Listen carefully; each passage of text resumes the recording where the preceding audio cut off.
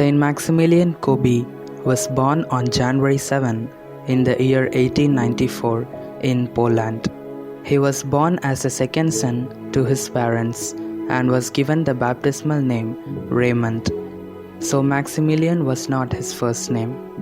About the time of his first Holy Communion, the Blessed Virgin Mary appeared to him. Saint Maximilian was about 12 years old at that time. One evening, Saint Maximilian prayed to Mother Mary, asking her what kind of man he was to be. In response to his prayer, Mother Mary appeared to him later that night, holding two crowns.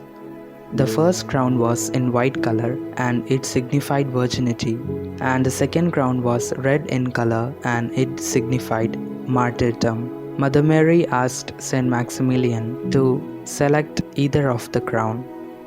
For that, our Saint Maximilian answered, "I choose both." Saint Maximilian wanted both crowns. In the words of Saint Maximilian, "That night I asked the Mother of God what was to become of me. Then she came to me holding two crowns, one white, the other red. She asked me if I was willing to accept either of these crowns. The white one meant that I should preserve in purity, and the red that I should become a martyr. I said that I would accept them both." In the year 1907, Saint Maximilian and his elder brother entered a Junior Franciscan seminary. He was received as a novice in the year 1910 and took the new name of Maximilian. On April 28, in the year 1918, Maximilian was ordained a priest. The next day, he celebrated his first Mass in the Basilica of Saint Andrea del Frate. Saint Maximilian celebrating his first Mass here is a beautiful, blessed thing because Saint Andrea del Frate is the place where the Blessed Virgin Mary appeared to a Jew named Ratisbon, who was instantly converted to Catholicism. The miraculous medal is also a factor for his conversion, and Saint Maximilian offered his first Mass exactly on the same altar where Mother Mary appeared to Ratisbon. In the year 1917, while he was at the conventual Franciscan Friars Seminary in Rome, Saint Maximilian heard about the miraculous medal conversion story of Ratisbon. This wonderful story made him understand the role of Mother Mary in leading people to conversion and growth in holiness. He understood that the miraculous medal symbolized her active presence in the church. For the next months, Saint Maximilian meditated upon the miraculous medal and the apparition of Our Lady to Saint Catherine Labouré, in which Our Lady gave the miraculous medal, and also he meditated on the conversion story of Ratisbon. And all this led to the founding of Militia of the Immaculata. Even before becoming a priest as a friar, Saint Maximilian founded the Militia of the Immaculata. Now let's see what is the Militia of the Immaculata.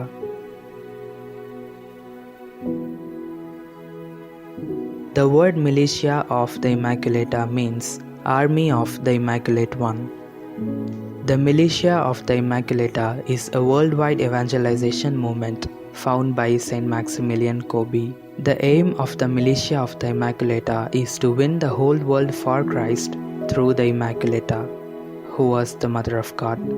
The Militia of the Immaculata encourages people to develop a trusting relationship with Our Lady. The Militia of the Immaculata encourages total consecration to the Mother of God. Now let's see the history of Militia of the Immaculata. On October 16th in the year 1917, the young seminarian Maximilian was ready to put all these Marian insights which he had about the miraculous medal and the stories into a plan of action. He gathered 6 Franciscan companions in a room at the seminary to establish the Militia of the Immaculata. Saint Maximilian made the miraculous medal as the insignia of the Militia of the Immaculata. He recommended that people wear it as an external sign of their life consecration to Jesus through Mother Mary. All this happened in Rome. However, today Militia of the Immaculata has over 3 million members in 48 countries. Saint Maximilian returned to Poland in the year 1919 and began spreading his Militia of the Immaculata movement. In the year 1927, Saint Maximilian established an evangelization center called Neapokalanov, which means the city of the Immaculata, and it's a monastery. In the year 1931, he founded a monastery in Nagasaki, Japan, which was comparable to the city of the Immaculata. This monastery survived war, including nuclear bombing, and serves today as a center of Franciscan work in Japan. Saint Maximilian returned to Poland in the year 1936. In the year 1938, the monastery in Poland started its own radio station.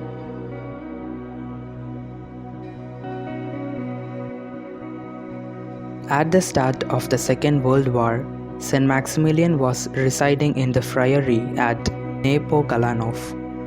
When Poland was overrun by the Nazi forces in the year 1939, Saint Maximilian was arrested under general suspicion but was later released after 3 months. On being released, many Polish refugees and Jews sought sanctuary in Saint Maximilian's monastery. Saint Maximilian and the community at Neapokalanov helped the Polish refugees and Jews to hide, feed and clothe.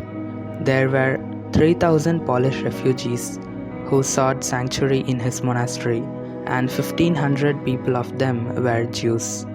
Shortly after this, on February 17 in the year 1941, Saint Maximilian was arrested by the secret police of Nazi for hiding the Jewish people. After putting him in a Polish prison for a while, he was later sent to another concentration camp and branded as prisoner with the number 16670. In spite of his miserable health, he was assigned the hardest and dirtiest tasks in the camp. Dogs were set upon him to make him work faster, but actually to torture him more.